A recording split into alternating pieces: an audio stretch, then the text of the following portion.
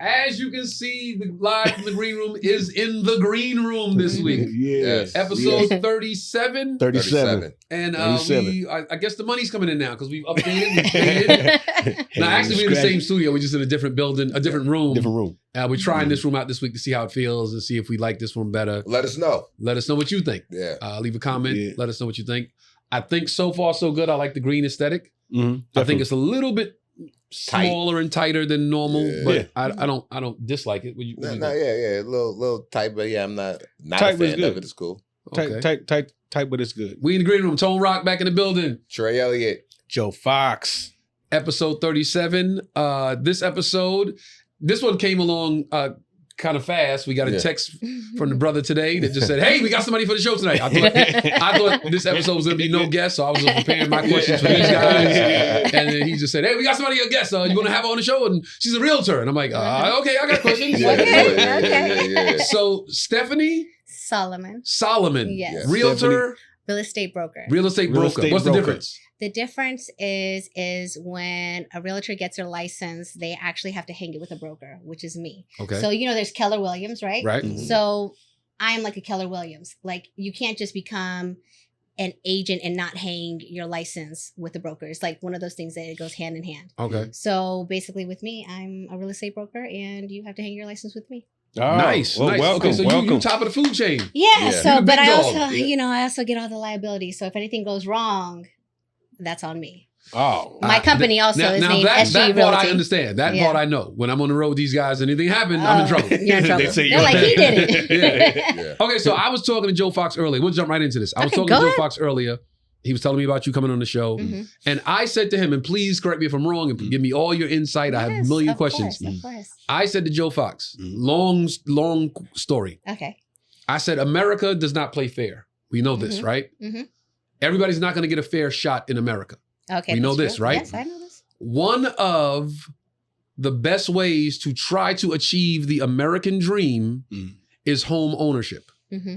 For the simple fact, which I was telling Fox, regardless of what you buy your house for, let's just say you have the ability to put the down payment down and continuously pay your mortgage, your house is going to increase in value. Correct. Right? Correct. 99% of the time, wherever you live, your house is going to increase in value. Correct.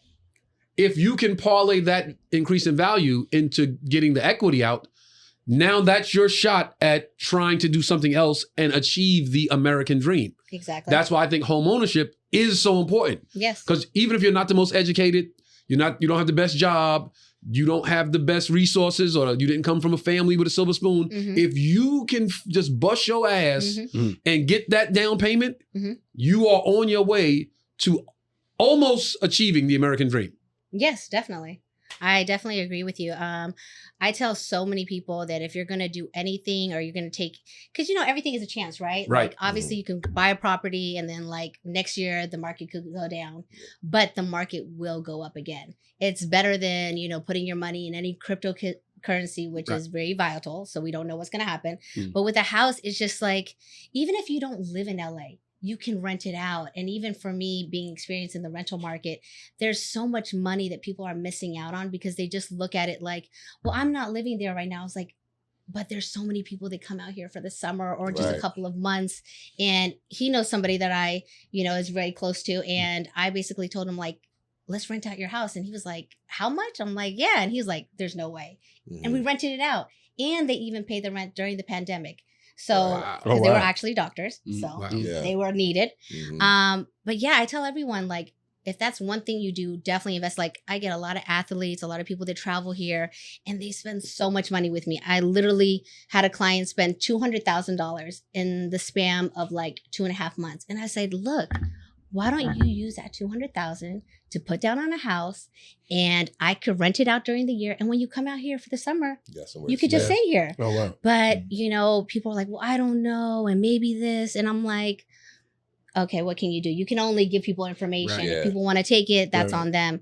But honestly, like I've had not one client call me and say, I really regret buying this house. Like not one. Like, and also I'm a very transparent person and I'm in it for the long term.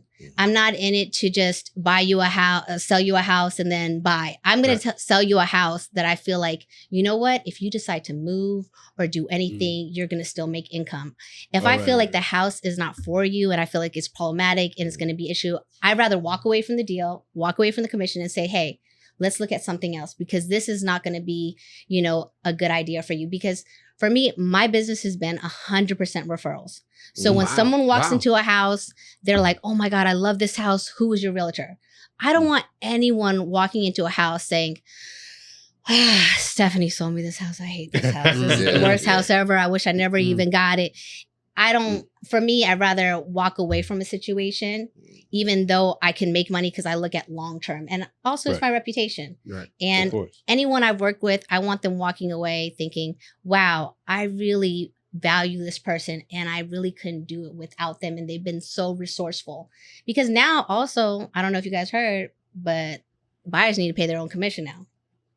So buyers need to pay their own commission. Their own commission to the agents. So before, when somebody was, you know, buying a property, the seller would pay the commission to the listing agent and the buyer's agent.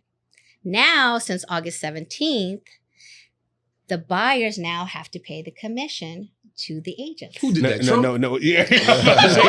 No, why is that? Who did that? Trump?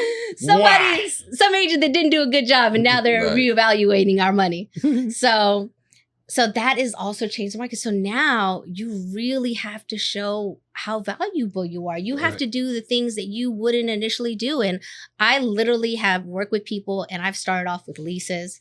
And I've been doing this for about probably like 13 years. 13. And, you know, I'm only like 25. But, and... Wait a minute. That math don't work. Well, you know, whatever. Carry the one of the two. And so me working with these people, I start off as leases. And a lot of times people don't want to do leases because you're not really making a lot of money and you're doing a lot of work. Right. But that's how you plant your seeds because no one's going to work with you and be like, yeah, I want to buy this $5 million house and call you up. They want to work with someone. You know what? When I was looking for this house and I couldn't afford it, she helped me. Right. And you know what? I want to return the favor and be like, I want you to be my realtor. I've had people literally call me and say, you know what? I'm actually breaking my lease early, but I saw a house I really love. I want you to write the offer in. And I'm like, wow, he could have probably went through the listing agent. And he's like, no, I told you that when I was ready to buy, I was going to use you. And, you know, there's not many people out there like that because loyalty is a rarity. Well, I saw your IG page. You know a lot of people and look like they happy to party with you and come in housewarming parties. Yeah, I really try to build relationships with everyone because let's be honest, when you're buying a house, like it's a very big deal. Like you're basically saying it's life-changing, right? So you're basically putting all your money into this property and you're entrusting this person to guide you and to give you the right information. Because I tell all of my clients, please read the information. If you have any questions, ask me. Because a lot of times I've realized people will just sign anything. They're like, oh, I told you to sign it. I'm like, wait, are you sure? Because there was even a situation with a client of mine. We put in an offer and the owner was like, look, I'm taking 1.5 and that's it. Like, I'm not lowering the price. So if the appraisal comes in lower, I'm not lowering it. It's 1.5. So I told my client and my client loved the house. He was like, Stephanie, I love it. I don't care. I said, look, I understand you're excited, but are you willing to bridge the gap? If it's $200,000 lower, and that means that you have to come out $200,000 plus your 20%, plus probably 2.5% to cover the closing cost out of pocket. So he was like, "Oh, hold on." He's like, 200,000, and he's like, plus that, and he started doing the math. And he's like, maybe not. He's like, you know what? I love it so much. I'll bridge the gap if it's 100,000. I said, okay, cool. So let's put that in there opposed to putting yourself vulnerable and losing your deposit because you're just so excited. But most people, they're not knowledgeable. They would have said, okay, no appraisal contingency and just go. And then guess what? That client that you guys were so close with, now there's going to be another different type of relationship because he's going to say, well, why didn't you tell me that? Or, but you could easily say, oh, well, you were so excited. You just wanted. He's like, but I didn't know. Because people don't understand. Like when you say no appraisal, that means it doesn't matter what the price comes in. You're covering that. Everything, and so for me, I never want my clients to be in a situation that they really regret. you know, and luckily the appraisal came in at 1.5, so he didn't have to bridge the gap. But I wanted him to be educated to know, because sometimes you get excited and we just, you know, and also it's like, I don't want to have anybody have buyer's remorse, you know, like, oh, I shouldn't have did it. And, you know, a lot of times, especially during 2020, it was such a crazy year, but it was very lucrative. That was the best time to buy. Yeah, best time. And people went crazy. And I had clients like pay $200,000-$300,000 over asking and sometimes not even get it. But I told them, I said, look, don't worry about it, because yes, you're getting an amazing interest rate. But what I have noticed is the people that bought in 2020, they overpaid. So granted, they have a low interest rate, but when they're trying to sell now, there's not really that much equity because they paid too much for it. Yeah. So it's like, oh, but I have this low interest rate. So it's like, it's almost like you kind of have to stay in the house now until you build some equity because you paid too much. Yeah. So I tell people, buy now, you can always refinance later. Because even like, let's just say I'm predicting that during election time, the interest rates are going to go lower. Of course, you know that, because it's been going down, though. Scam. They make sure. Yeah, they want people to stay. Gas is going to go down. Yeah. Interest rates going to go down right before the election. That's they scam. Oh, of course. You already know. That's how they get us. They have. Every 4 years that happens. You just got to be ready to capitalize. Oh, yeah. And I'm going to tell you one thing. The electric bill has definitely gone up, because my Tesla bill was way higher than it's ever been. So I was like, they better bring this down. It's definitely been a splurge. It's coming down. Oh, yeah. In electricity bills. Yeah, it's crazy. I checked my DW. It was $717. I said, hold on a minute. Mine was $700 because they bill you got every electric 2 car months. Yeah, every 2. But even that was like crazy. That was in my Airbnb. Oh, wow. That was in my studio Airbnb, that it was $745 for 2 months. And I'm like, and I was like, it has just gone up so high. So I'm like, they better bring that all the way down. That's one thing I forgot to say, Kirk, still on the water. Got to go to the dentist Thursday. Our sponsor, Captain Kirk's Jamaican Rum Punch. I know he's watching like, why? I know you don't drinking, right? You don't drink. I don't drink, and I don't smoke. Yeah. Okay, I don't smoke. But I don't smoke. That stuff, I drank, boy, that stuff really good. Dentist Thursday, then I'm back on the Rum Punch, Kirk. Don't worry about it. I got you. That's what Captain Kirk's Jamaican That's what I was saying when you're talking about the electricity bill coming every 2 months. Yeah. That's one thing. When I moved from Texas, that's one thing I never got used to. Is 1 month, I get 1 month worth of electricity bills. So when I come here, it's like every 2 months I forget to pay. I put mine on auto. Maybe I need to do that. I'm like, I wanted to ask you this. So we kind of know, well, 2 things. In this industry that we're in, everybody want to sell us on something. Everybody's like, yo, get in on this thing I'm doing, this deal I'm doing here. Diamond mines, from diamond mines to oil in Kentucky to whatever. They always want to sell us on stuff. That's number 1. Number 2 is we know the benefits of home ownership. Why do you think people are so fearful of taking the leap of faith and owning a home? I think because right now there's been so much that has happened. You know, first it was the pandemic, then it was the strike for the actors and everything, and it made people feel like, oh man, what's going to happen next? So people are fearful, and also the interest rates are so expensive, and they're like, I can't afford that. Some people say right now it's actually cheaper to rent than to buy, because you can rent a place that's $1 million for about $5,000, but if you were to buy a place for $1 million, you're looking at probably like $9,000 a month with taxes and insurance all in, and so that's a big jump from $5,000 to $9,000. So, and then you don't have the responsibility of having to maintain the home if you're renting. Yeah, exactly. But renting is throwing money out the window. Exactly. I swore I would never rent again. Once I got my first house, I'm like, I'm never renting again. And then also too is that like people. What can I say? It's like when people are fearful, it's like contagious. Everybody gets like that. Like in 2020, I was telling so many clients, like, this is the time. This is the time you sell if you want the money for your house, this is the time to like, this time to sell or just time to sell. Okay. So I was like, dude, this is a seller's market. And I had so many clients like, oh, no. And then they're like, 2022, they're like, yeah, I'm ready to sell. I'm like, yeah, you're not getting what you're getting. You know, it's like, I had one, it was in Porter Ranch and they wanted like 3.8. I was like, you're looking at 2.9. Yeah. And he was like, well, what about, I said, that was 2020. I said, I told you to sell that. And he's like, wow. People you're right. Paying. And guess what? It stayed on the market with me, another agent. It didn't matter. It didn't sell. Yeah. So, you know, I also have realized now, and just the experience I have, I don't take on listings if the owner is not realistic, because I get it. When it's your house, you're like, hey, I put in marble floors. I did all this. I was like, yeah, nobody cares. Nobody cares. It's like, unless you added a pool or extra bedrooms, just because you like it doesn't mean everyone else is going to like it. And some people might say, marble floors, that's kind of outdated. I want to change it up. So I would say, if you're going to remodel your home also, don't worry about so much about like the flooring, because most of the time people change it. I always say go with like a white canvas, because then people can look at it and say, hey, I could change it to whatever color I want to, because not everybody is going to love the same things you love, you know? And I get it. People are sensitive and they feel like, this is my house. This is what it's worth. I did this. But not everybody sees the same value as you, you know? And so I would say definitely make sure, add the square footage, which always goes up, and make sure it's permitted. Because if it's not permitted, you actually can't actually, advertise that. You have to advertise that it's 2,000 square feet and additional 500, but it's not permitted. Right. And they have to, and some banks won't accept that. I got a question. What would you say is the biggest barrier to entry for first time home buyers? And what can they do to say, hey, I want to prepare myself to be able to be a homeowner? Like, what's the biggest barrier to entry, would you say? You know what?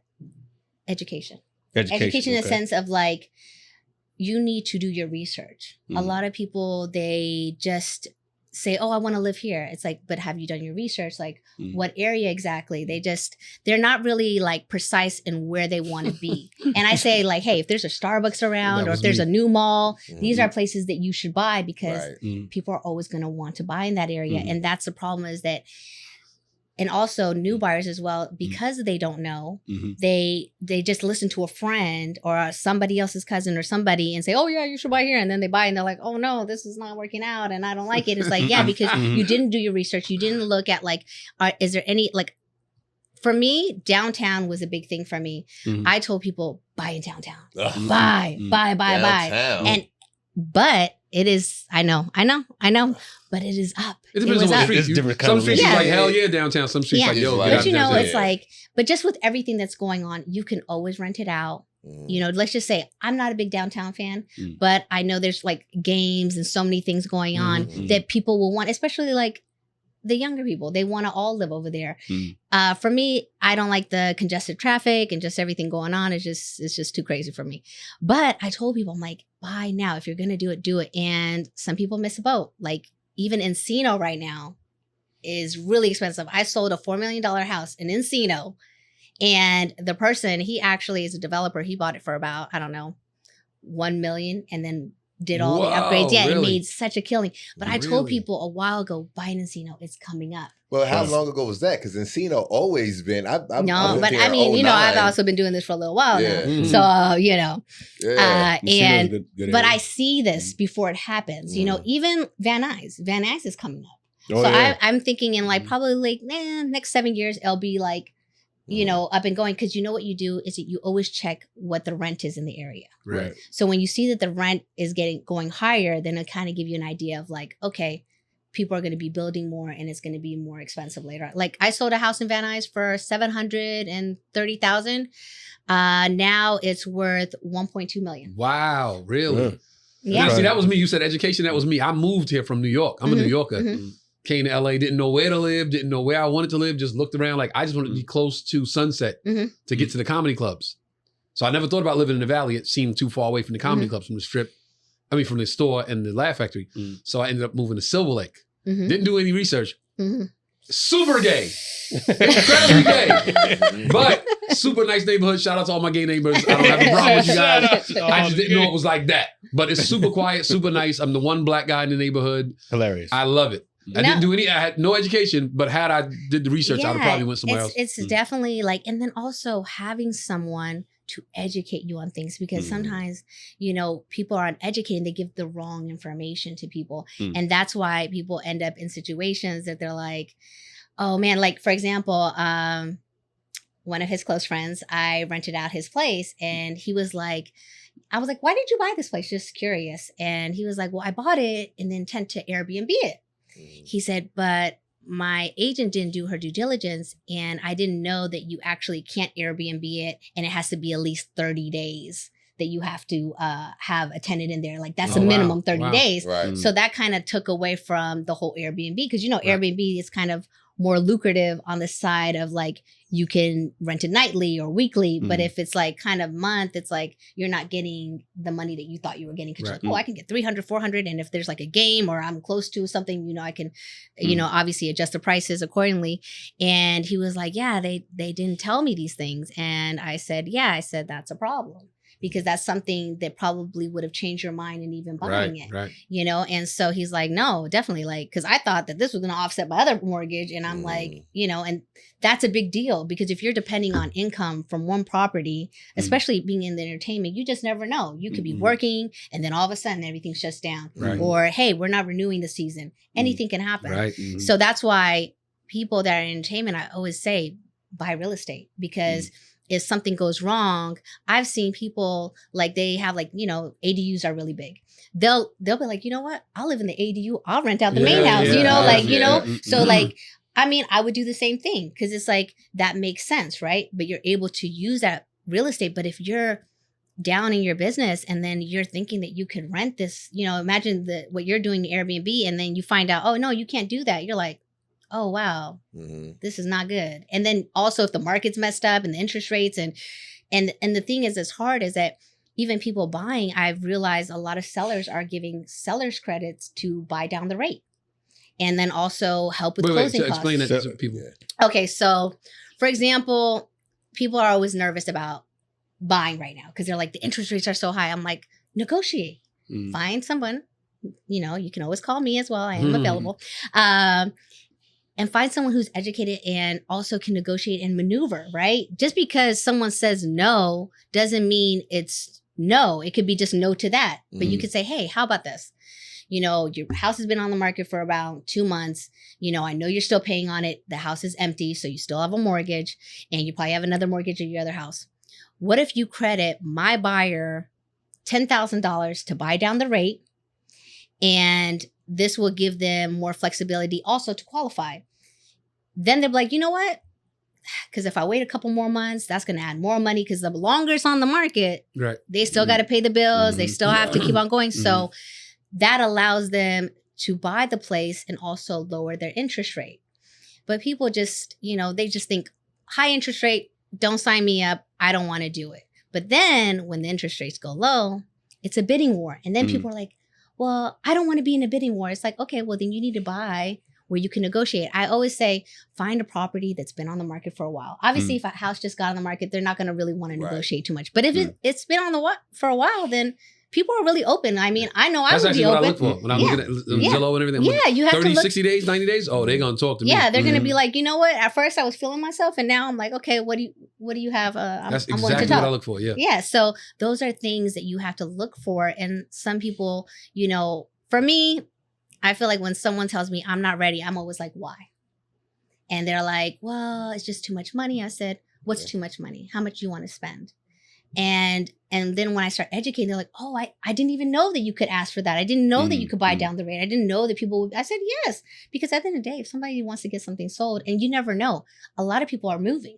Some people are retiring. They're moving to Bali and saying, hey, I want to just sell this property so I can this is basically my life savings, my retirement, So exactly. So some people, they even want to they're moving to Texas, they're moving, because it's a lot cheaper. I know during the pandemic, people they Texas. got cash. They people were, like you said, people were buying the properties 300,000 more. Like the people were buying cash. Like, listen, I'm gonna give you this cash, and they was like, I'm like, where is it? This PPP money is coming in handy. My neighbors moved to Texas actually, and they was like, hey, we got a good deal. We got Texas. it. She's selling $1 million houses. She said they're retiring. They're moving to Bali. Yeah, I'm right. Bali.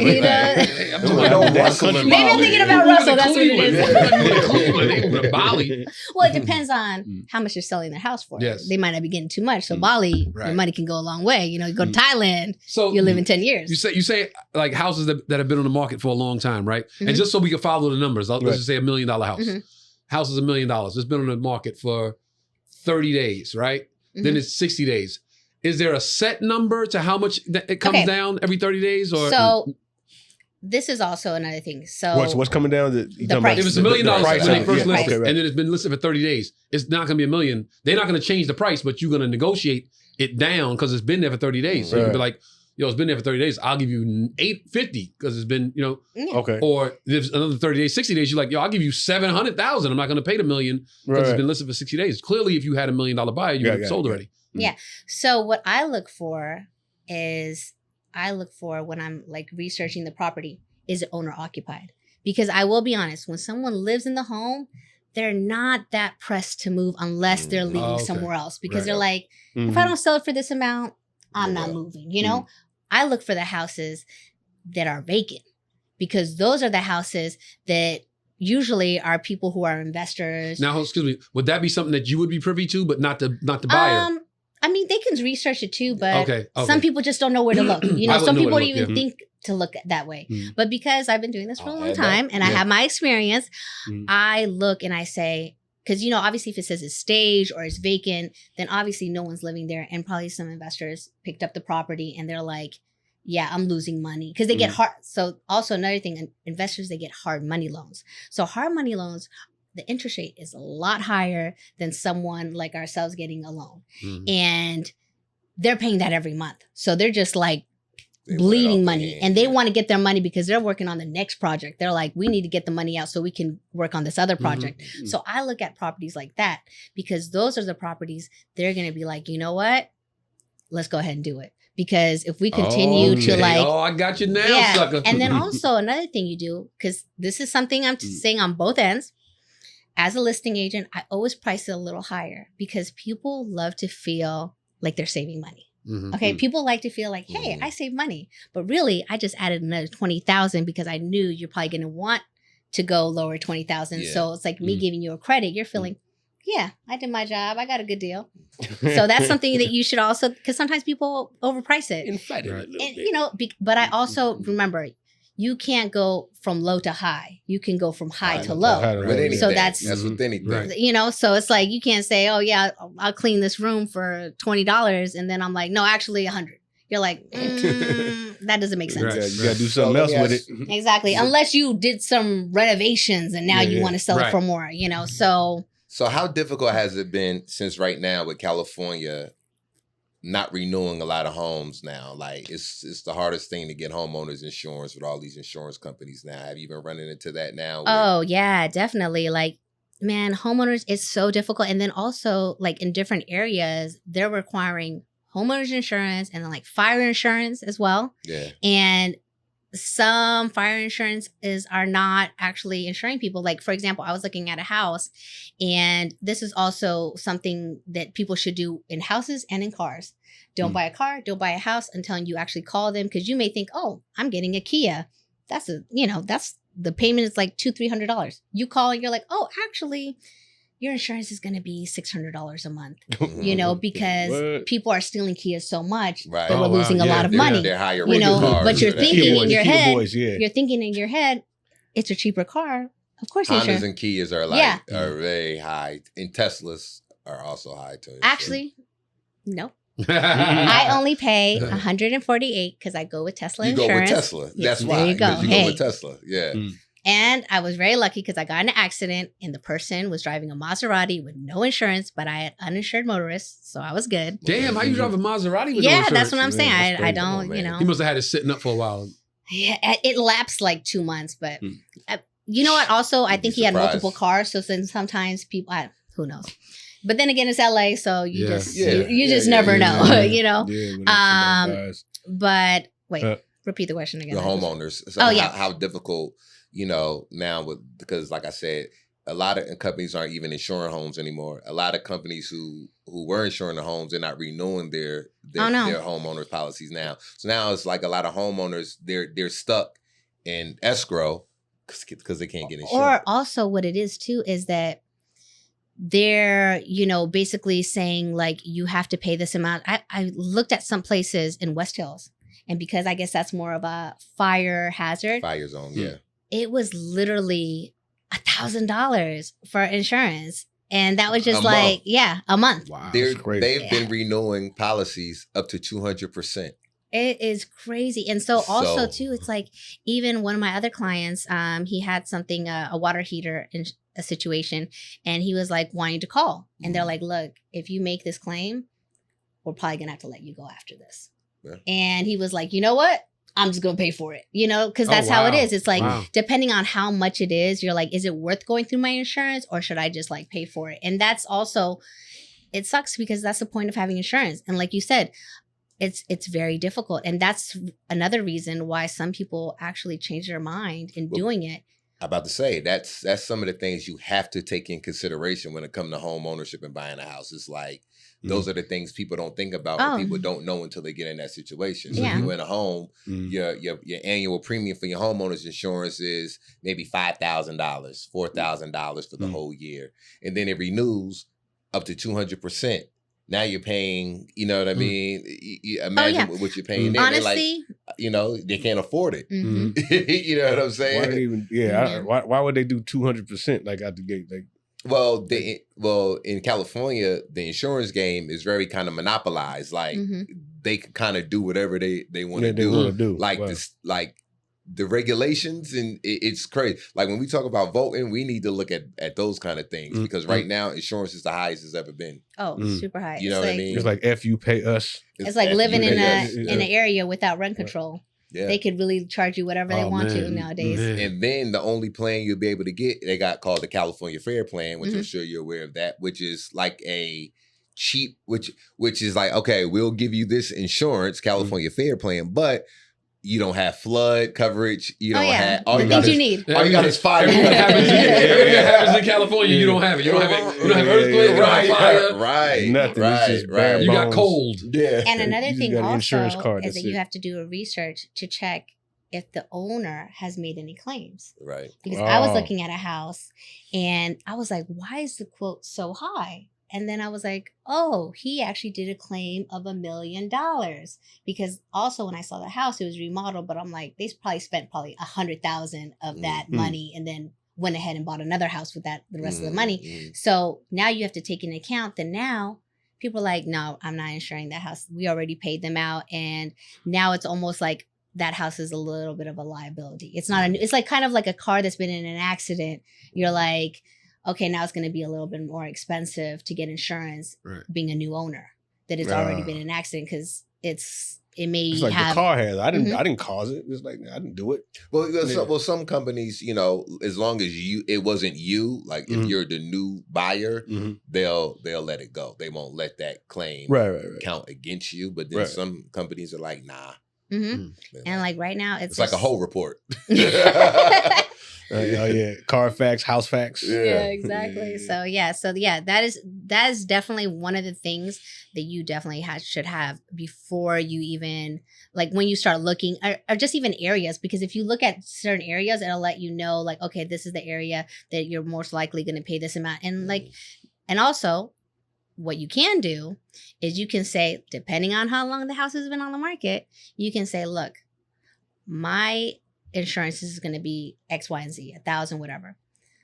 I need you guys to credit me X, Y, Z for the next 2 years. This is how much money I want, so it could pay towards it. Whoa. And sometimes they'll do it. Wow. So that's something that you could ask for because they also understand like, hey, I'm paying $6,000 plus another $1,000, and then tax and insurance.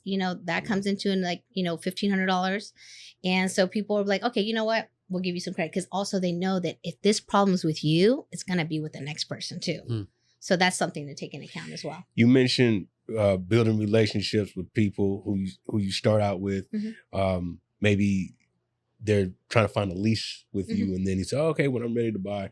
Now, as far as leasing, are you talking about like rental properties? Yeah, like to rent.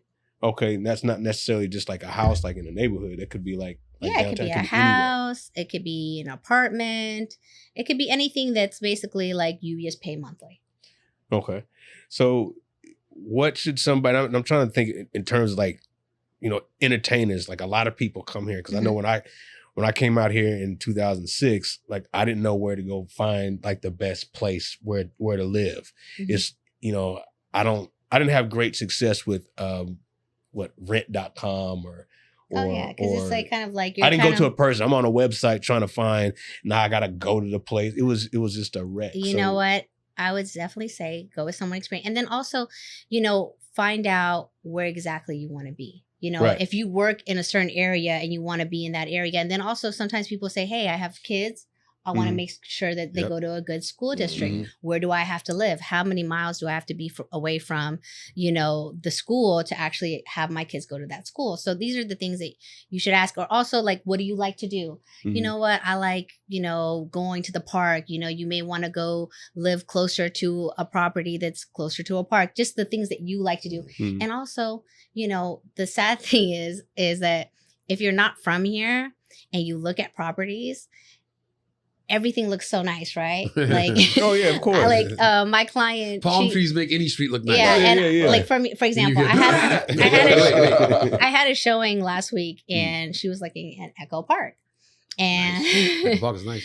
No, not this part. Not this part. And that's what I'm saying. hear the There's echoes different that far streets, in and so Echo I was Park. telling her, I was like, Are you sure? Are you sure? And she's like, yeah. And literally, the place was brand new. It was so nice, and it wasn't cheap. It was probably like $5,500 for like a 3-bedroom. And literally, as I'm walking up, there's like a person in the tent across the street. There's someone breaking the fire hydrant, drinking water out of it. Wow. It was just crazy, and I'm just like, Was she white? no. I just asked that because that makes a difference. And she has small kids. So wow. I was just kind of like, but the weird thing is that she was like, it was like, she wasn't too bothered about it. I was like, if I have small kids, I'm like, cause you never know. Yep. It's like, it's not safe for me. I told her, I even called her, I was like, are you sure you want to look at this place? But in the end, she didn't go for it. Cause then she processed, she's like, you know what, Stephanie, you're right. Because sometimes, you look at something and you may really like it and you're not really thinking about every day, every day you have to walk into this and it could get worse. But the thing is that I think something like that is a diamond in the rough because first of all, they're going to clean all that shit up, especially before the Olympics get here. Oh yeah. Right. You know what I mean? So yeah, the Olympics ain't staying here though. Everybody keeps saying that. But they're coming. Gonna leave, and they're gonna be like, all they're right. gonna clean it up. But once they clean it up, niggas ain't coming So back. homeless people are gonna be like, oh, the Olympics is gone. I can't. I'm just gonna knock that. Yo, like an area like Echo Park, Right. and they're building a house, like a nice home. Like I guarantee you, in about the next 3 to 4 years, Echo Park is gonna be that area. Yeah, no, definitely. But the thing is, this was a rental. So it was just it was just like for a year rental. That's why I was like, in a year, I don't think much is going to change, Yeah, so. yeah, if she was renting, that's a different story. But if you're buying, then, obviously it's like totally different because, you have to, But you let get somebody else in rent that, before everybody else gets in Right. because then you're basically paying a premium. Yeah. So basically, when you have it in your mind, hey, I want to live somewhere else or I'm moving, or you need to engage a real estate broker, like somebody like yourself. Yes, you definitely Yes. do. Yeah, Yes. basically what you're saying. 'Cause I mean, I was Reach like, out to Stephanie Solomon with SGE Realty. I just There it is. called people. When I first moved here in 2009, I was just like, yo, I don't want no niggas as neighbors. That was my thing. I'm living in LA. I don't want no niggas I'm not familiar with. I want to move somewhere. You brand new. You're not familiar with I want to anybody. move somewhere where I'm the threat in the community. You Because when you from the Jersey, threat. all you know is blood and Crips. I said, I don't want to Hilarious. move nowhere. I want to move somewhere where I'm safe. I don't want to have to worry about what colors. And this is a real shit. I don't want to have to worry about what colors. If I want to wear a red shirt, I want to be able to wear a red shirt. If I want to wear a blue shirt, I want to be able to wear a blue shirt. I don't want to be in an area where I feel like I'm threatened, you know what I mean, by whatever. And to be honest, and so then when I moved there, I was like, all right.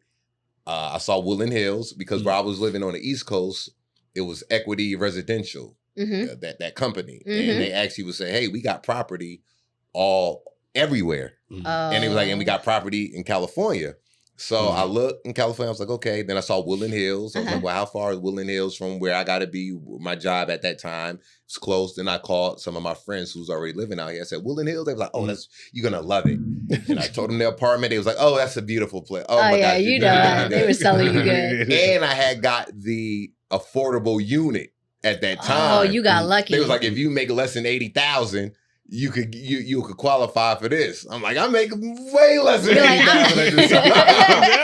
I was like, let's do it. And that's how I ended up in Bella Vista. That was my first apartment out here. I remember, I actually grew up in Woodland Hills. Okay, yeah. So I'm very, it's actually like, isn't that like off of DeSoto? Oh, right off of DeSoto. I remember. And that was prime area, prime rental real estate. Yeah, it was. And it was really nice because it also had like amenities and all that stuff.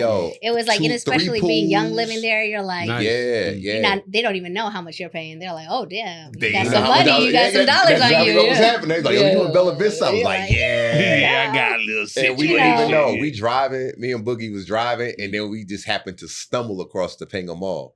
We didn't know. Yes. And we walked in the mall, we was like, oh shit. Yeah, look at it, you you're know what I like- mean? Mm. So I love Topanga Mall. I Yeah. actually remember it before all of the renovations that they did and added Neiman Marcus and all that stuff. yeah.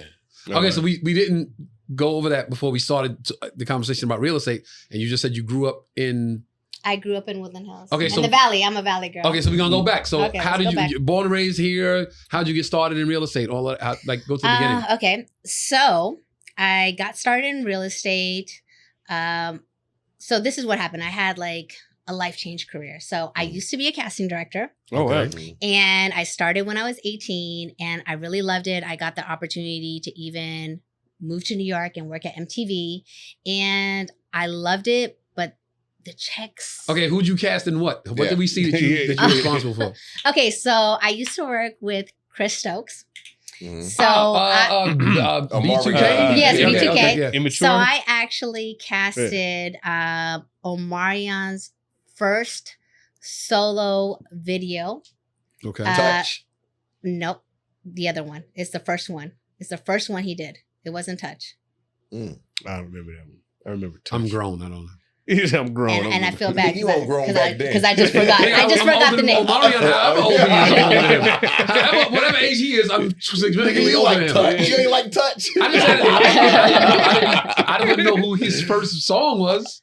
No, and I feel Relax. really bad because I can't remember. What was- But It was touch, but the touch was the very, very first one. That's what it seemed like to me. It was very, is there an Alexa but- in here but that we can ask? But No. you thinking about either if it's not touch, you thinking about either Icebox No. or O.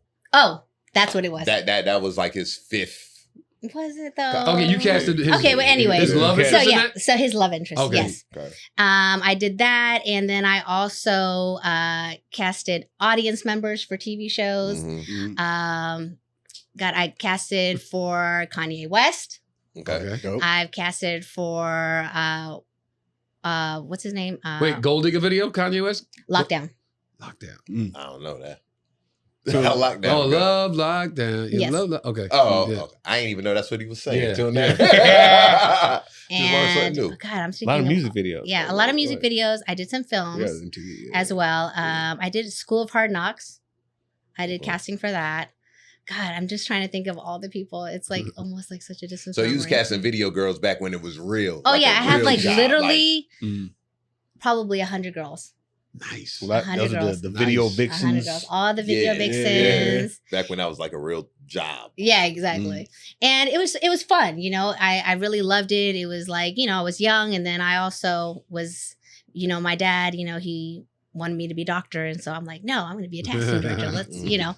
And it was a great experience. You know, I got to meet so many people, but the thing is that, you know, when there wasn't a show or, you know, it's like I never knew when my next check was going to come. It was just, you know, and I was like, I don't know if I'm going to be wealthy off of this. And I don't like the fact I'm like, I'm young now, right? So I'm not going to be young forever. And I don't want to have roommates and I want to have my own place and I want to be able to buy something. And I Smart. don't think that's going to happen like this. And I was like, you know what? I need to figure out what it is that I really, really love. And I was like, but I love helping people. Right. So, and I also felt like I always did good business. Like with everything that I did, I always make sure everyone got paid. There was never a time that anyone could say, you know what, I worked with Stephanie for a photo shoot or something and I didn't get my money. I Mhm. would actually pay them before I would pay myself because I wanted them to know like, hey, when you call me, when I Mhm. call you, I want you to be available and you know you're going to get your money. Because you know there's some people you call. What's your zodiac sign? I'm a Taurus. Okay, continue. Okay. And so, yeah. And so, you know, life happened. You know, my mom, she ended up passing away. Mm. And Condolences. you know, and I'm breast cancer free. Oh, Meaning man. that I do my Yeah. checkups every year to make sure Yeah. because, you know, she was really young. And I had to take care of her at the time. And then I was taking care of my brother. So I was like, okay, casting is really fun, but like I have Your real brother's- responsibilities. Your brother was younger or Younger. baby brother? Yeah, he's my baby brother. And we're 7 years apart. Oh, wow. So I actually had legal guardianship of him since I was 18. Oh, wow. Oh, wow. So, you know, I took care of him and everything. And I was just like, well, this is fun and it's great, but like, I need something that's really going to help out. And so I went to Peru after my mom passed away, and I did like 3 months where I disconnected from everything. And I said, what is it that I really want? You know, I didn't, because, you know, like back in the day, like you had to like get like a SIM card and everything and buy a phone. You know, obviously now you have international and everything. But I was like, you know what? I want to just reach people from email when I want to. I just want to disconnect and really find what I want to do. And I was like, you know what? I really love helping people and I love houses. And you know what? I'm going to go ahead and do this. But I didn't tell anyone because I felt like Somebody I talk had you like, out of it. you know what it is that I was like a stylist, a casting director, makeup, you know, I was doing everything. And I just felt like, It's gonna be like, oh, here you know, here we go, Yeah. another Here come thing that she's Denise doing, you know, Huxtable. like, okay, she's found another Yeah. hobby. And I was like, You do it on I'm your going to own. go ahead and do it. And then like, if I like it, then I'll tell somebody. So I got my license and I worked for someone, and literally it was the best thing that ever happened because he was like the worst boss in the world. Mhm. Okay. Where I Horrible was just boss. like horrible boss, where I was like, you know what? But he motivated me though. Because You're like, this I'm gonna man, do the opposite of this man guy. had a 6th grade education, making $150,000 a month. This guy couldn't even spell anything. And I said, well, if he could do it, I could do it. And literally, I hated it so much that, you know, usually when you're working with someone as an assistant, you're like, okay, well, I'm not working with them anymore. I'll just go and work for someone else. It was such an unpleasant experience that I was like, no, I don't want to work for anyone ever again. I said, I'd rather eat ramen noodles and figure it out, put myself on a budget and take a risk on myself. Of course, everyone was like, Steph, you got bills though. You have all this. I was like, you know what? I get it, but like, I can't be afraid. Like, I got to just go ahead and do it. And honestly, it was the best thing that I ever did, because in my first year in real estate, people are like, you know, most people, you know, they don't even make any money, right? I made $100,000 my first year. Wow. And I was like so happy because it was just like one of those moments where I'm like, I created this. I did this because Feels good. And this Yeah. was 100,000 with your own company.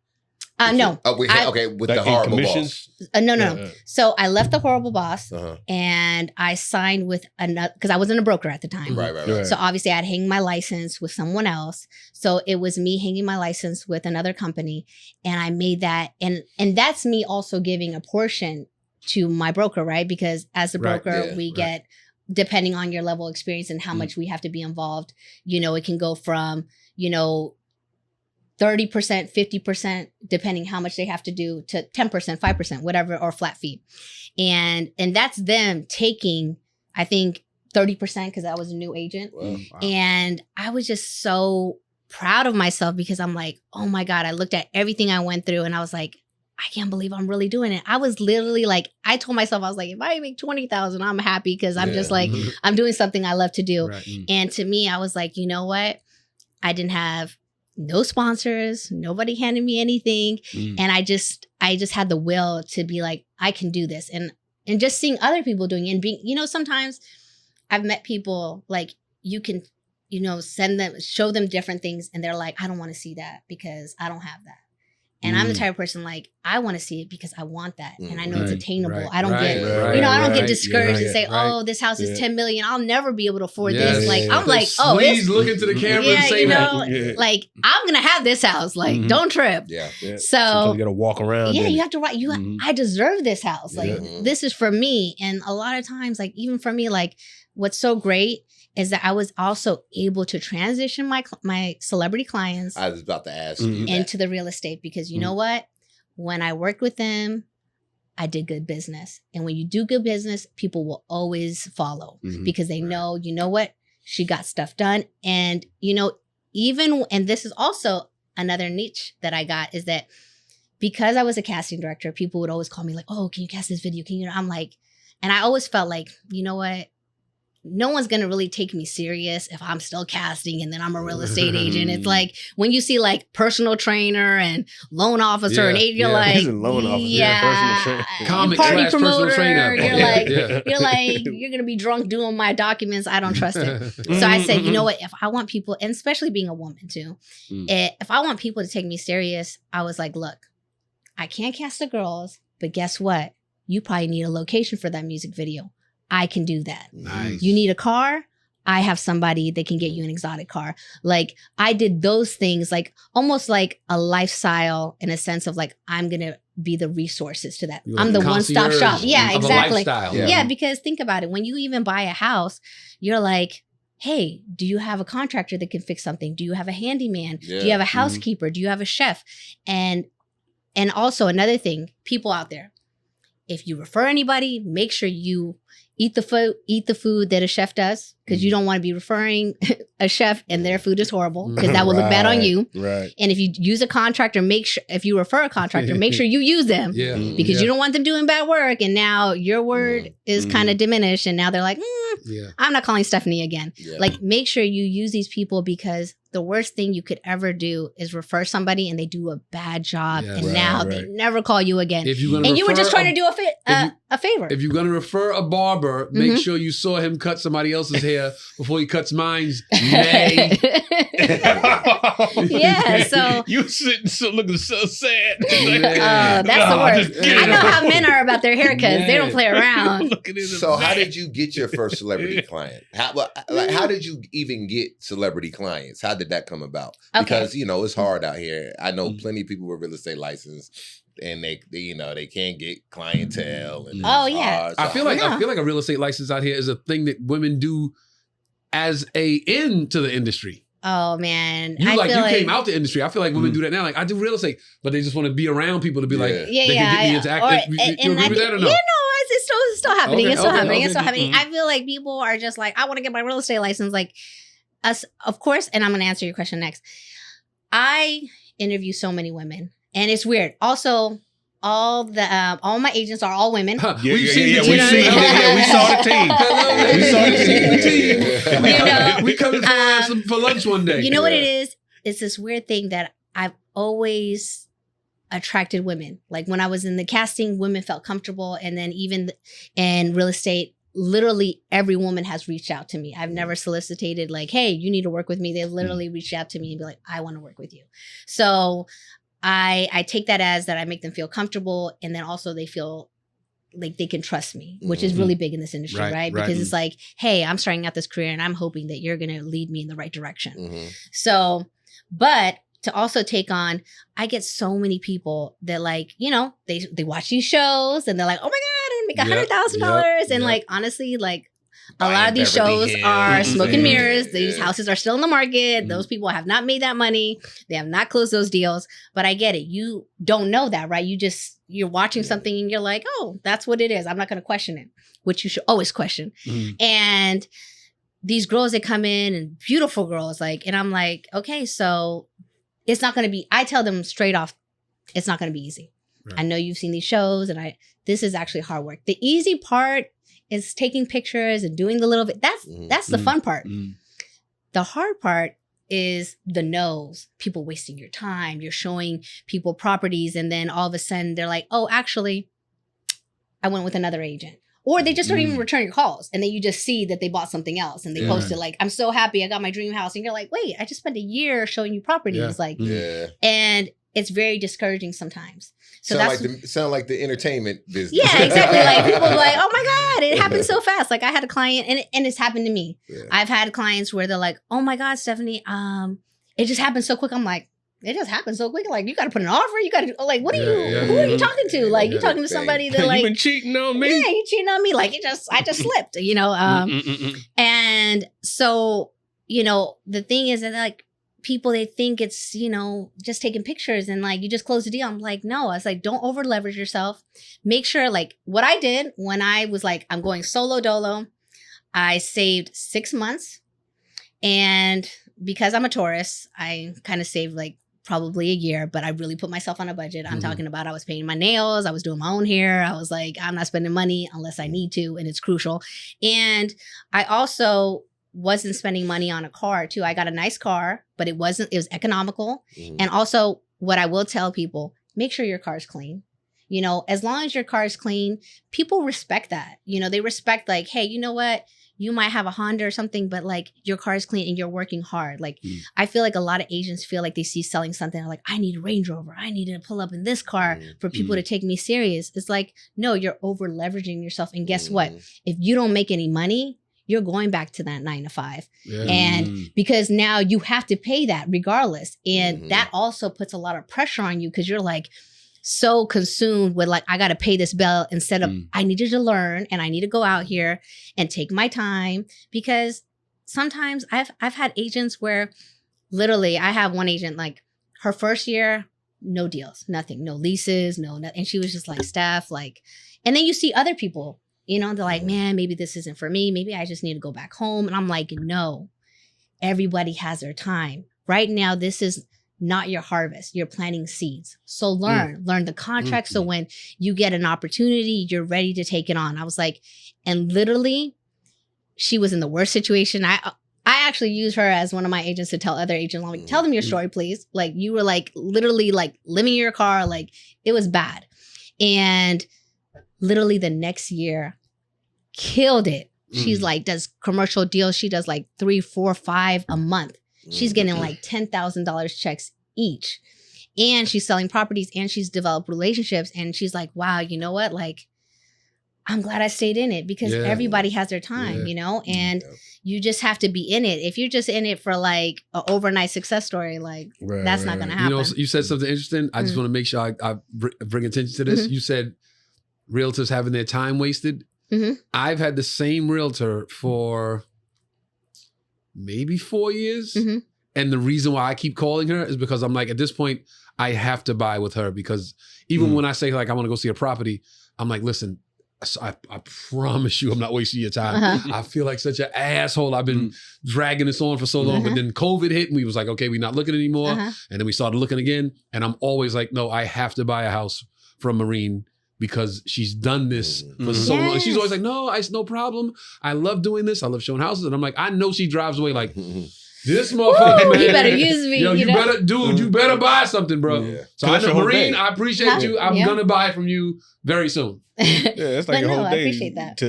To show a house. How many can you show in a day? Like, what does that look like? As many as they want to see. No, well, like you have, but that is your whole day. Like you with one person, one day, that's your whole day pretty much. Yeah, it's your whole day. And then also too, like let's be real. A lot of people aren't always on time. I have clients that are like, we're gonna see 6 homes and then like late to the first one. So guess what? Now I gotta call all the other agents. Hey, we're running 10 minutes behind. We're running, and so now like the whole day is gone. And by the time you're done, you're like, I'm exhausted. And like you said, and I really like.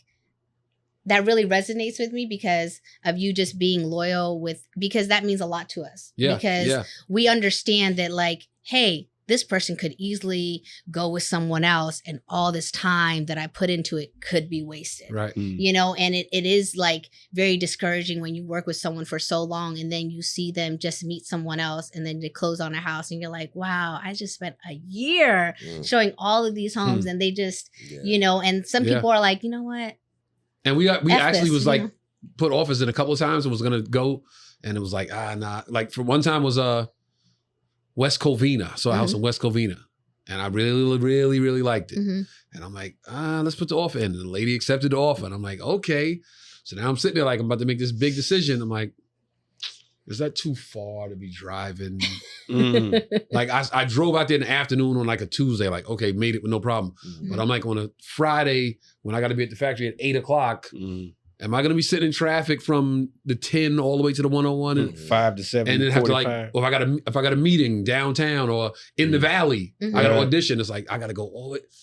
And that's something to really factor in, and I called her like, too. hey, listen, Marine, listen, I know I was super excited, but it just don't work out for me. And then she was like, I totally understand. I get it. And the last time it was a house and this was recently, it was a house in Palmdale.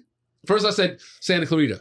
Then I kept going a little bit further down the 14, a little bit further down the 14. Ended up in Palmdale. Beautiful house on like 3 acres. Oh. I want a lot of yard. I want pool and basketball court and all that. I'm like, yes, let's do this. And then I'm like, but my kid goes to school in Silver Lake. And I would have to pick him up and drive all the way to Palmdale. And the next morning, get up and drive him all the way back. Oh, So I called again, like, Marine, listen, I know I was excited about the house when I was walking through it. I know I was gung-ho about it, but I didn't take into account all the other variables. And she's like, no, I get it. And she said, I was actually surprised you wanted to go that far. I'm like, okay, so at least you understand. Yeah. But it's been that up and down. So that's why I'm like, I'm just going to stick with her until we see it through. Figure it out. Yeah. Yeah. And then you also appreciate that people keeping their calm, right? Because there's some people that like, they'll lose it. They'll be like, you know what, you're wasting my time. And I've seen people in action. And it's always nice to feel like, because that's how I feel. I'm like, I don't want to be like the salesperson like in Mercedes. You know, when you go in there, they're like, da, da, da, da, you want a car? Da, da. And it's like, it's nice to feel. I always go with the person that like, when I'm getting some coffee and they're like, hey, if you see something you like, just let me know and I'll help you. Because I feel like, oh, it's not so aggressive. And I just feel like you're not trying to sell me. Like you want to feel like comfortable with someone and say, you know what? I know that they have the best interest, because imagine if she overreacted, you'd be like, damn, like, are you worried about me or are you worried about your commission? You know, it's like, you know what? You understand me and you're like, hey, you know what? It will happen. I knew she cared. I knew she cared because one house, what's it? Sherwood Forest? Sure. Oh, by Thousand Oaks? Yeah. Okay. Yeah. Oh. It was the house. I still have it on my phone. I'm like, I'm going to keep this house until when they decide to sell, I'm going to buy this shit again. Saw it, loved it. Straight up, everything about it was like, yo, this is the house. Put the offer in, going back and forth negotiations. Somebody comes in, all cash, buys it. She was on the phone. The guy had already accepted my offer. This how I knew she was like rocking with me. She on the phone with that's bullshit. That's bullshit. You already accepted the offer. You already fucking, and he's like, it's all cash. What do you want me to do? And she's like, nah, fuck that. You already accepted the offer. I got him sitting right. And I was like, yo, Marine, chill. We can't get it. If we can't get it, we can't get it. It's, you know. You saw her passion right there. I was like, you're like, oh shit. shit. I'm driving away like, yo, now she could have been like, whatever, you know. But she was like, nah, that's that's bullshit. You accepted the offer. We got the paperwork here. Nah, that's, and he was like, all right, what do you want me to do? It's not, fuck that. And I'm like, we can't do nothing. We can't beat all cash. We can't beat all cash. So I was like, I get it. Cash. But she was damn Marine rock that day. Because especially you found something you really loved and you wanted to go through with it. So she was probably like, yeah, this is not okay. And I see it all the time. People do some funny stuff, or they'll pretend like, oh yeah, I have all these other offers, but really they don't have any offers, you know? Gotta play the game. You gotta play, can't blame him for playing the game. Exactly. That's really all it is. The guy in Palmdale was like, what's that? It's a commercial. Like, I will buy your home for cash right now. Oh, yeah. I went to see that house and he's like, well, if you're going to put an offer in, because the guy already came and looked at it and made me an offer. Which guy? The guy from the commercial. He came yesterday. The guy and from the commercials. I'm like, the guy that's cash over guy, he put an offer in. So, and I'm like, that's a threat? Like, you're going to, dude from the commercial came by? Like, I was like, there's so many taxes. I've seen people, like, they'll have a friend come by to the property, and if they see somebody that, like, really likes it, they'll have somebody like, man, I love this house. I'm going to put it, because they say, you know, people love the competition. So like, oh, wait, they want it. Like, I need to put an offer right now. And it don't even really be a client. It just be like somebody that makes you feel like, damn, they want it. Because that's the thing. That's the world we live in. If they want it, then I want it too. Like, you know? Fear of loss. Create that. Now, is there a lot of like haters, you know, other, you know, beef with other brokers? Broker beef. You know what? Broker beef, there was definitely, I didn't even know it, but apparently there was a lot of people that, you know, I have my haters, but I mean, if you're not doing it, then you're not going to get no haters, right? It's like, but I think what it was is that I started off and I got so many clients and people are like, oh my God, how's she doing? She's not like, so that's back to my question. Yeah, she's not sleeping with them or nothing like that. You know what? Honestly, my work ethics. You know, I stay on top of things and I'm going to go the extra mile. Like, even for example, Naeem, he was the one I was actually talking about, the townhouse. So he showed me the townhouse and he was like, what can you do with this? I need to rent it out. I need to do something with it. And it was before the pandemic had hit. And I said, okay, we need because there was so many like you seen the townhouse, right? Mm. It was like orange, this color, that red, and I said we need to do Yeah, now I ain't got no style. Yeah. Well, like we just need to do an all white canvas. Like we just need to just make it all white and just let them come in and and he's like, but I like it. So I said, I know you like it, but let's and also I appreciate that because I know it's not always easy for people to be vulnerable and open to change. Yeah. Especially when you like it and you're trying to tell somebody, hey, like I'm trying to make you some money. Like I'm on your side. So he gave me the ability to like just do my thing. And he said, you know what? I'm not gonna lie, Stephanie. And it was during the time, he probably kill me for saying, it was during the time of Black Lives Matters. And he said, Stephanie, I was going to give it to my other agent, but my other agent told me all the things I had to do, but was like, you got to do it. You came in and you were like, I'm going to handle everything because I just, I'm one person that like, handle everything as far as renovations? Yeah, I did everything. You do that too? Yeah, I do all of that. Okay. So like I got the place painted. I was there to project manager because I know like a person like Naeem, he's busy. He's on the road. He doesn't have time to go to the property every day and meet with someone. Like I'm really good at like, reading someone's personality. Like how involved are they going to be? Because there's some people that are like, oh, I want to be here the whole time. And I was like, I want to be at the open house. And I'm like, no, you need to like leave. Let me handle this. And so I was like, look, I'm going to get it painted.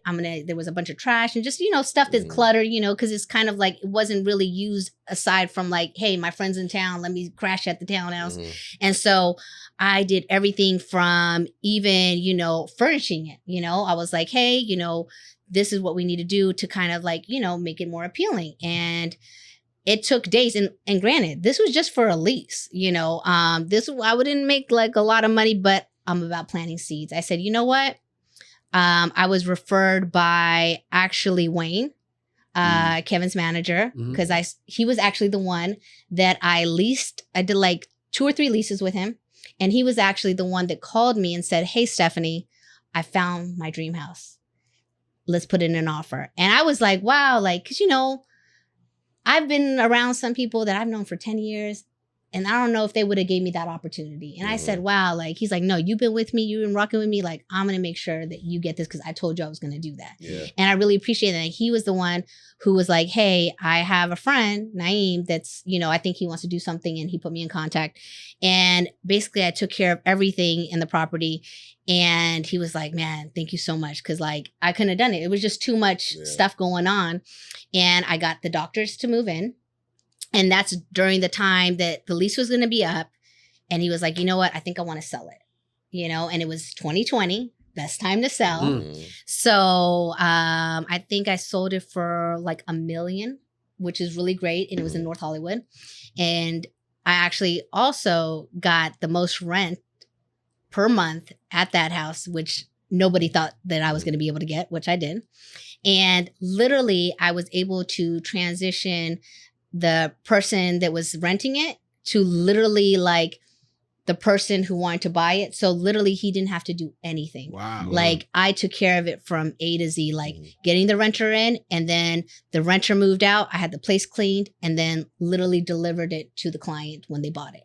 And he was like, and what's thank you your so much. commission or something like that? My commission is, 2.5% of the purchase price. Okay, gotcha. So obviously, because I'm a broker, as a broker, you obviously don't have to pay any other broker.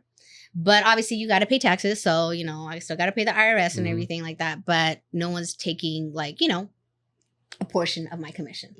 But I'm also taking all the liability as well. If anything goes wrong or, my agents, they mess up on any deal.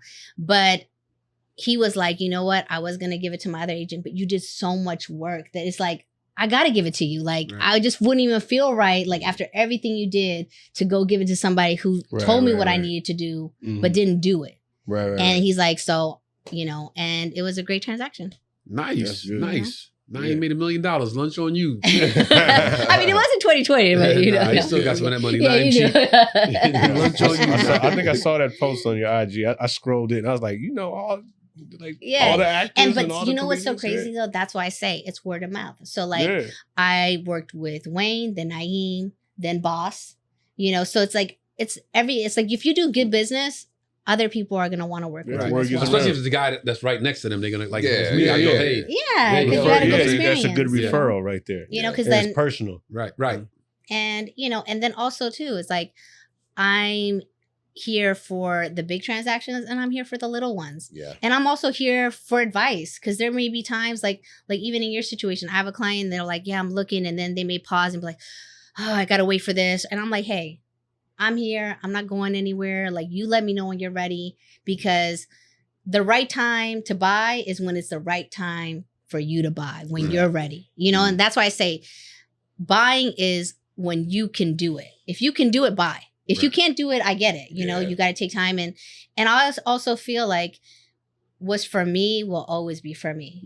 Even with my agents, I bring them around my certain clients, and I never feel, oh no, they're going to steal my client. They're going to, because I feel like what's for me is for me. And if somebody can take it, then it was never mine, and they would have went with someone else anyways, So I'm really a big believer in like abundance, and even if like I work with someone, and let's just say it's one of my celebrity clients, and then they decide to work with someone else, I'm always grateful that, hey, I'm glad I got to at least have that one transaction with you, because you don't owe me anything, I'm definitely in a place of like, hey, no one owes me anything. And if you want to work with me, great. And if not, sometimes when I first started, I took things personal, because I was like, man, I took it almost like, do they not like me? Did I do something wrong? Is it that they rather work with a guy instead of me? But sometimes, there's unforeseen things. Sometimes, there's a relative that could have got their license, and they're like, hey, I'm your cousin. Like, you got to use me. I'm your brother, family. And so I can't compete with that. And I understand. And I'm like, hey, well, if you ever need any advice, and even for other agents that aren't even signed to my brokerage, I say, hey, like, I'm not just like going to give you advice because you're signing with me. If you just need advice, because I got into this business to also help people have financial freedom. So if like my, information or resources can help someone, it doesn't always have to be reciprocated, because sometimes the reciprocation that I'm getting is just seeing you do well. Like that makes me happy. And a lot of times in LA, or just even all over the world, it's like everything is like tit for tat. You did this for me, I do this for you. Instead of like, hey, I just want to help you. Like some people sometimes are like, wait, you just wanted to like help me? Like this is so crazy. And it takes you so far. So for example, like one client that I did rentals all the time that was really amazing was God rest his soul, P&B Rock. He was amazing. Like he would come to LA all the times, and I would get him a house. And literally when he would call, he knew like, I'm like, hey, what do you need? Because sometimes he's very last minute. Right. And I remember there was one time that he was like, hey, Steph, I need a house for tomorrow for the weekend. And, the houses he would get, they would be lavish, like 10, 15,000 a weekend, or sometimes a day. And I'm like, yeah, no problem. So I get him a house prepared. And I was like, yeah, you could, check in this afternoon. I'll give you the code, because we've done business. So, I know that you're good for it and there's no issues. And he calls me, he's like, Stephanie, he's like, don't kill me. He said, we're going to Vegas instead. And literally I had gotten the housekeepers there, everything. I'm waiting for his check-in. But you know what he did? He said, Stephanie, what's your Cash App?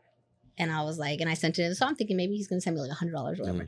And he said, he sent me $4,500.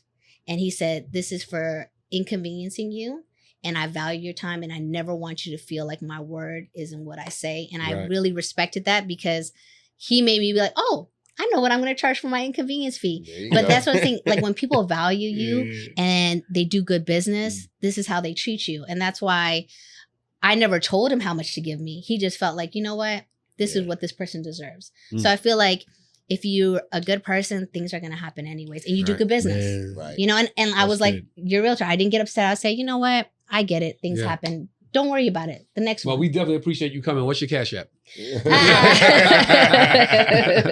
Wait, so what's the deal with all beautiful women at your brokerage? What's that about? Is that something in the water? And not even just beautiful, like their minds. Their minds are beautiful in the sense of like they want more for themselves. Of course. Of course. But I think that's what makes it more attractive, because like let's think about it. Like even for me, like there's times where guys, I'm like, damn, why is he really like me? Like, and obviously I feel like I'm an attractive woman, but I'm like, oh, I see it, because they look at me like, you know what? It's not just about the beauty. It's about what this person does, you know, how you make me feel.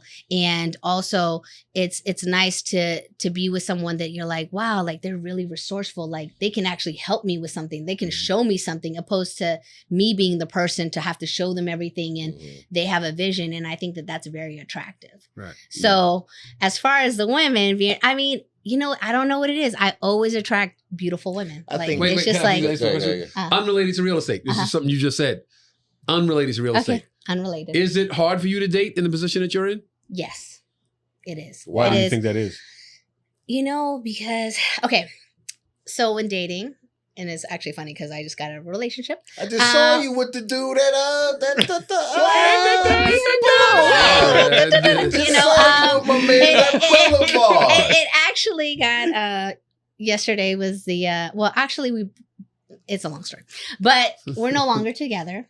And I this is what it is that men, they see me and they're like, oh my God, they love the idea of me. They're like, you have it so together. And and also I cook, I clean, I do all of that. I'm not like, hey, I'm an entrepreneur and I'm a boss and I ain't doing nothing. No, I'm doing all of that. Like my mom, you know, is Peruvian, and my mom always said, hey, you need to know how to cook, you know how to clean. Cause these are like, you know, to be a woman and also to survive as well. You need to cook, you need to clean. Like, you know, you can't eat out all the time. Right. And for me, it's just like, I say all the things that I want in someone, right? Because I feel like the problem in just all around the world is people talk about, I want a man to do this, this and that, but they are not that person. You know, it's like, if you create a list, become that list, and then you will get those like things, that. you know? And so a Become lot the of list. times, like, I'll tell a man, like, you know, this is what I want, but I also can give that as well. And I think maybe because we're in LA, I don't know, they're like, yeah, right. And then they're like, oh, wow, you're really this person. And then they're like, they also have to meet, that means you got to step up too. And so a lot of times people don't want to step up. That's the problem that has always been, you know, my issue. Or like the man will start being like, man, like, this is my red flag. When they say this, I know it's a wrap. Man, I just feel like I don't deserve you. And so I'm like, yep, this is not going to work. I don't know like, what niggas. you know, because I ain't never told a guy that I don't deserve him. So Here's what I say for women. Okay, I'm speaking for men that like women. Yes. I'm speaking on behalf of men that like women. Those other guys I cannot speak for. Yes. Heteros. Men that like women. I always say this. If women, there is no alternative to you. There is no alternative. So if women set a higher bar, men that like women have no choice but to step their game up to the higher bar. Because that's where you are. We got to go to get it. Yeah. You know what I'm saying? No. But some guys, when they say like, I don't deserve you, they don't want to go for the high bar. The bar's too high. That's what they say. That's what he's saying. Yeah. He's saying, this bar's too high. I don't want to jump it's that too high. high. And I know that there's so many other women that would settle for less. Right. And So would you be with the dude while he's climbing? While he's well, like, you know what? I have been. Okay. I have been. But the problem I've seen is that while they're climbing and they see me doing success, because it's like one of those things, it's almost like, have you guys ever seen the movie Rich Agents? What is Rich it? Agents? Crazy Rich Asians? Yeah. Yeah, Oh, no, I So haven't seen it. okay, so there's someone in there that she was like literally hiding things from her husband because he was not, and it's almost like I feel like I have to dim my light, because if I'm doing things and I'm also, you know, I've worked so hard. Like I've had no sponsors. No one's been like, hey, here's somebody to start a company. Like now I'm in my harvest, you know, like I'm now doing things that I'm like, wow, this is like amazing. Invited to things, you know, amongst, and I'm not just like, oh, I'm just hanging out. Like, I'm like, oh, this is my client. This is someone I've worked with. You know, so it's different than just like, hey, I'm just out, you know, in these streets. And now they're like, oh, but you're doing these things. And they also feel like, I don't know, I can't give you that. Like, it's almost like I'm trying to keep up and I can't keep up. And I'm like, but this is not a competition, because I also, in any relationship I've been in, I've never put a guy down, whether he's been up or down. Because even for me, like I look at myself as an underdog, because I know what it is to be at the bottom and I know what it is to be at the top. So I don't ever judge anybody and where they're at. But what I do look at is ambition and perspective. And I feel like when I meet a guy they'll say, you know, this is half full. And I'm like, yeah, it's half full. But then later the mask comes off and they're like, it's half empty. And now it changes, you know, because I look at things differently. You know, I look at like, okay, what do we do to make this work? And some people say, it's broken. I don't want to make it work. They just look at it like that. And maybe because I have a vision in the sense of like, I could look at a property and I could be like, hey, if we do this, this, and that, you'll get it. But some people will be like, I don't want it. And I'm like, because you don't have a vision. And so that's the problem, is that they'll meet me and they'll be excited. And then all of a sudden it's like, after 6 months, you know, the real colors start coming out. And I'm like, oh, we're not on the same page. So what do you think we heard all the pros. So what do you think the cons is? What do you think you have to work on? Or what would be your red flag? So because I definitely feel like self-growth is really big. And I feel like this last relationship has taught me so much, because I was definitely tested. And I feel like, wow, I'm really proud of how I reacted to things. And I didn't let someone control how I reacted and said, hey, I reacted this way because they made me mad, because that means you don't have peace within yourself, because there shouldn't be anyone to like take you off you know, the way that you are. And so he who angers you owns exactly. you. Like nobody could take away my peace. When you're at peace, you're a whole different type of beast. So for me, I realized, and just going through what I went through, I'm paying attention to everything, because the reason it came to an end is because I want to have a kid, you know, and I'm very transparent. I'm like, you meet me, I'm like, hey, this is what I want. Shoot the club up you immediately. Know what I mean? If you don't want that, no worries. No worries. Yeah, no worries. We could be friends. But see, the person didn't have kids, but they were like, you know what? And I didn't pay attention. And now I'm paying attention. He's like, man, I never thought about kids, but I would have a kid with you, because you're a great woman. I feel like you're nurturing. You would be awesome. And I was like, and I wasn't thinking about it until later, when certain things happen in the relationship. And now it's like, oh, I don't know. And I'm like, hey, I don't have no time. Like we were speaking earlier about time to waste. And I think women, we have to do is don't pay attention to the words, pay attention to the actions. If someone's showing you something, make sure go with that, you know, and then remember what they say, because sometimes people tell you how they feel, but we're just not paying attention, right? We want to hear what we want to hear. But something like that, you shouldn't, that's serious. That's a life-changing thing. Oh, yeah. You shouldn't just, you know what? Now that I think about it, I would want to have a and then they're like, you know, with you, and they made me feel like, yeah, I want to, and I'm thinking, okay, we're on that path, and then certain things happen, and they're like, oh, well, you know, and I was like, I don't know when. But no, I think I never thought about kids, but I would have a kid with you. I think that right there was kind of a telling statement. Exactly. Like I'm looking at where you are. You could financially, you know, support a baby, so I'll put one in you. That's it sounded like what he was saying. That does seem kind of self-serving. Yeah. I never thought about it. As a human, as a male, grown man, I never thought about being a father. But I see how successful you are, and I'll do it with you. Like that. And I see you're nurturing. So you have to understand this too, though. So two things. First of all, you're in a tough situation, especially being out here. All right. So I'm going to elaborate on that.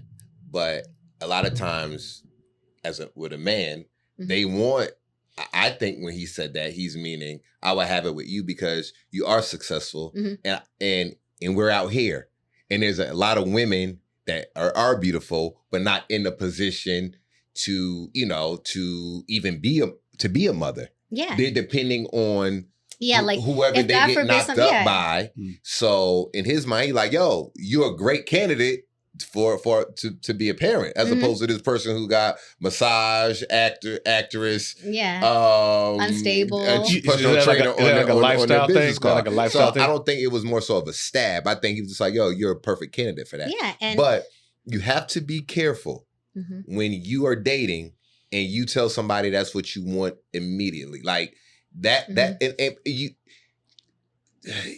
with that, because a lot of men are going to trick you.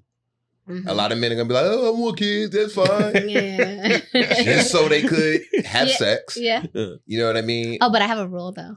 Okay. Well, you got a rule, so then hopefully that solves that. But I tell women all the time, you know, be forthcoming and let people know what it is you want, but sometimes you can't do it too early because then that will scare the man off. I agree, disagree. Because you're on the time. You're the one on the time frame. This is my thing. You said it perfectly. Scare. If I scare you off, you're not for me. Boom. You know, if that's not what you want. You know what though? But no, that's not the case. Okay. That's Talk not. to me. No. That's not the case. And when I say scare, maybe that's the wrong word. But he could be the one. But a lot of times women are on their time, like especially when it comes to a baby. My biological clock is ticking. If you don't do this by this time, then whatever. And the man is like, yo, I just walked in the house.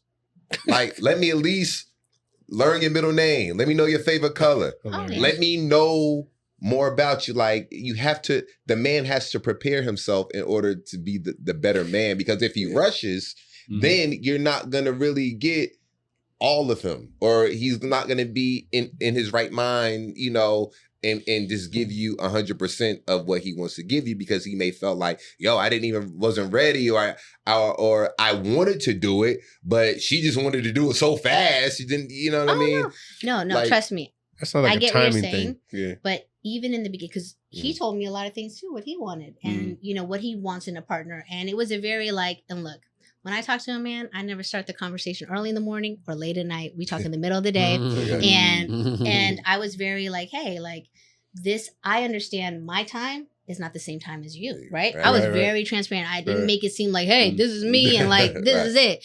I'm like, so I understand if we don't share the same things as far as what we want. And that's totally fine. I feel like we could be friends and that's cool, because I also have a thing where, like, I know it sounds silly, but actually, no, it doesn't sound silly. It's your thing. I'm not engaging with you sexually if we're not in a relationship. I don't do the casual thing, because I feel like women, they'll sleep with a guy and then like, I want you to be like this. I want you. It's like, well, you already gave him, so now it's like you kind of left yourself in a situation that's like, now you got to deal with this. Yeah, he don't have to make it. He don't have to make no changes. Like you said, if women step their bar up and said, hey, you know what? If you don't do this and don't do this, then I'm done. You know, and same with men. Like if men were like approaching a woman, they're like, damn, every woman is like, you have to, you know, basically you can't sleep with them until like you show them like, hey, I'm in a committed relationship. I'm showing you, not just saying we're in a relationship, but obviously doing the work. Then people would do things differently. But because people just microwave generation, everyone wants everything fast, that they just get it and then they regret it later. But shouldn't you be forthcoming with how you want to live your life and what type of relationship you want? You should be upfront with that. Yeah, you should. The problem is women don't tell you how they feel. They say, oh, it's going to scare him. Oh, he's not going to, then he's not for you. It's okay, next. And so for me, I just felt like, hey, I was forthcoming. I was honest. And granted, certain things happened. But in my head, I remembered, I said, you know what? But he did say that. So really, he didn't want a kid. He was just kind of like, I'll do it for you. And I don't want no one doing something for me in the sense of like, I gave you this kid. It's like, man, this is our kid. Like, what do you mean? You know? It's like I this. gave it a baby. Then the breakup comes in. It's like, you wanted the baby. Yeah, exactly. It's like, and then I also felt like, you know what? And, you know, my friends were really proud of me. They're like, because, you know, obviously we were together for some time. And I was just like, yeah, like, we want different things, and I don't want to waste any more time because I don't have time to waste. And I can't wait to be happy later. I want to be happy now, and that's there you go. Really you big need to for move me. to South Carolina. You know, right? Somebody and then also too, they're gonna be ready to have a family. Women need to make sure too. Someone's got to be emotionally available. Mental health is a really big deal because as a woman, we feel like we could fix people. And really, the only people can fix themselves is themselves.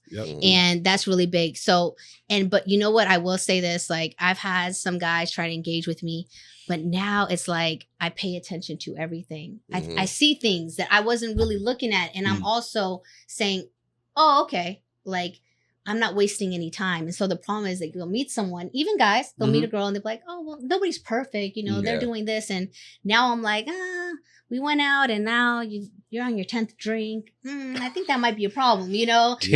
But guess what? People still continue and then it doesn't go anywhere because the signs were already there, but we wasn't paying attention. Right. But now I'm like, my standard is my standard. Yeah, exactly. I've had friends like, yo, just go ahead, man. She's just right.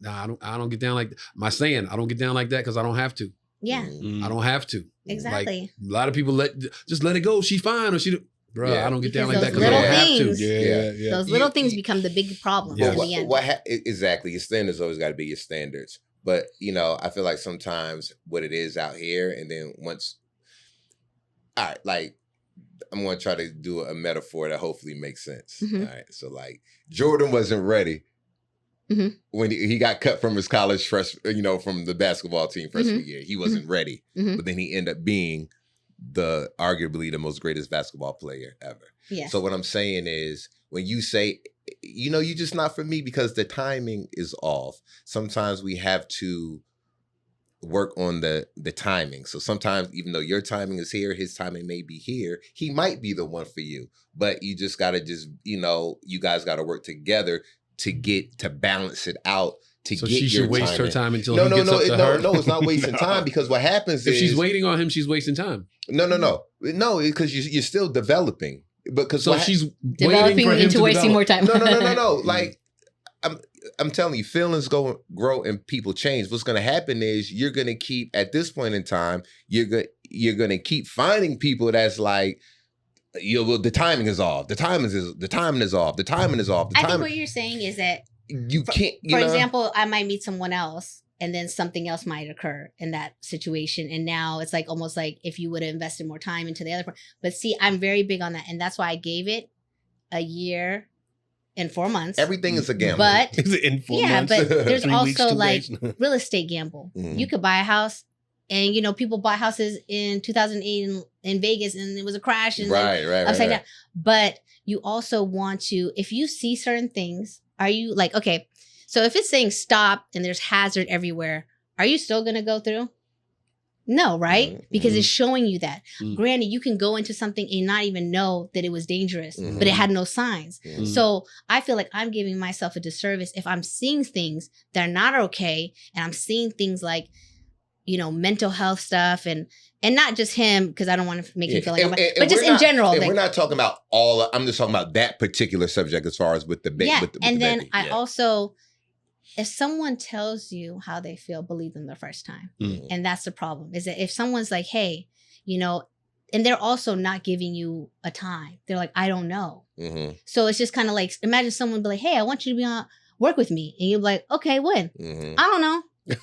But don't work until I know, because Yeah. I just want, but just know you're going to have a job. I just don't know. Hold on. So I can't, Mhm. I can go with, hey, you know what? Give me until this. Let's reevaluate Mhm. here. Mhm. But if you're not doing the work, and also doing other things that aside, because I feel like having a baby is something I really want, but Right. having someone who is also emotionally available Right, and right. also There you go. healthy mentally is There you more go. important to me. I will be like, hey, if you're not mentally good and you're not working on yourself as much as I want a baby, I'm good. Listen, Because- And then take the opposite. As a- Mentally stable, mentally ready to roll, but Mhm. just like, hey, I don't want to have a baby yet. Give me another year or two, then we could talk. Then we could go on the baby. Well, I mean, But everything- hey, if they're like, hey, you know what? I'll freeze your eggs. We'll do this. This is the plan. that's my Plans, point. right? That's what I'm about to Yeah. ask. And That's you're what like, I'm hey, getting at. But Yeah. also, as a woman at a certain age too, you have to be careful, because it's like, it's not even about those things. What if, because women after the age of 32, High it's risk. like, it's at risk. So the Mhm. older you get, it's like people lose their life. That's why Yeah. back in the day, a lot of people died. Mhm. So we're not just talking about, hey, let's just put it in the back burner. It's like, this is my livelihood now. So Right. if you were like, hey, I waited 2 years, I might not be able to have it, and I could die. Right. You're probably gonna look at it differently, like, it's not something it's either it's Yeah. gonna happen or it's not. Right, So yeah. that's why, women are like biological clock. And it's unfortunate because, my dad, he's like 68 and he got like 2 kids, and he got them in like his late 50s, Damn. from somebody Still else. going So, wrong, huh? so I understand it from a man's perspective. Your Yeah. time is not the same as my time, but Yeah. also,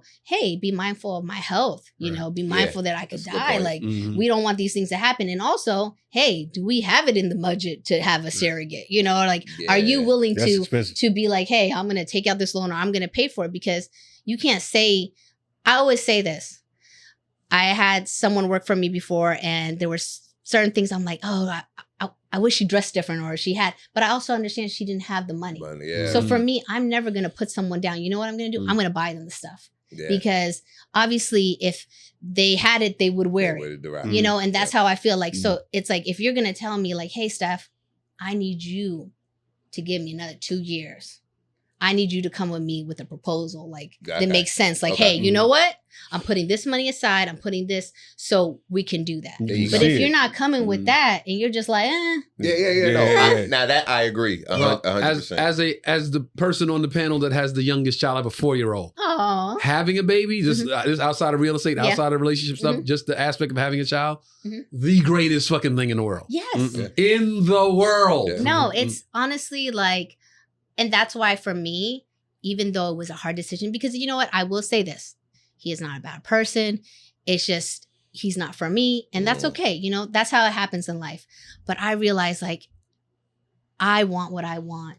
And just like the other person, like he could want what he wants. And I know, like, I told myself, I said, look, it could be a situation, hey, we break up and then I date and then now my radar's up and I'm like, oh gosh, it's like slim pickings. But because not just because I'm not gonna lie, I've met some guys and like all the things I thought were important, like, oh, he's educated, he's a homeowner, he, has money, this and that. But then I'm like, oh wow, he just had like 10 drinks. Oh wow, he's doing drugs. Oh no, like it's like almost Where like are you at? It's LA. Like people are like they're like that. And I realize I can't have all the peppers and seasonings and not have the main ingredients. Right. You know, and I think that that's what they make the mistake, is that they look at all the other things, but the main thing is emotionally available, healthy. And also, hey, we've all gone through trauma. Everybody, I feel like. Yeah. But hey, being self-aware, working on yourself, being like, hey, you know what? I had it tough, because we don't choose how we come into this world and what happens to us, right? But we have to come to a certain point where we're like, okay, you know what? I'm going to do the work and I'm going to work on myself, and I don't need someone else to tell me, because if I have to tell a man to do something, I can't do it. You know, it's like, I'll have resources if you ask me. If you're like, hey, Steph, I realize I have a problem. I'm like, oh, well, here, let me give you. But I'm never going to tell someone this is what you need to do, because I need to be with someone who's self-aware and who's like also growth. That's really big for me. Look, we could keep this conversation. I know, right? I got a show to get to. Actually, my show just started like a minute and a half ago. Okay. So I gotta go. But listen, my phone blowing up. I'm gonna get your info from Trey, because I want to talk to you further about some more real estate stuff. Okay, yeah, definitely. Here, follow here. We got all the info right here. Captain Curtis making run punch. Joe Feezy, Trey Elliot. Yo, let's go. Yes, sir. Yes, sir. This was amazing. Thank you so much. Thank you. Thank you. Last minute and everything. Oh, always. I'm gonna start using that as my thing too. Yeah. No, I gotta roll too. Hey, I want to give the final farewells and all that. Oh, well, sit back down. All the way up. You do it. Yeah. Oh, hey, this is live from the green room. We thank you for your subscribership. Please leave a comment, share this video. We got another hot one coming up. This was a hot one. Let's thank our guests. Yes, thank you, Stephanie Solomon. Let's go. How are you? Go and tell them where they can find you on IG. So IG is Stephanie_SGE, and then I also have another one at SGE Realty, and my website is www.sgerealty.com. All right. Nice. And hopefully we can get you some more clients off the podcast. Yes. I mean, I appreciate it. I have questions too. Yeah. Yes. So, let's go. Let's go. Let me know. I am open for all questions. Perfect. Hey, thanks, guys. It's live from the green room. We'll see you next week. See you next week. We out. Bye.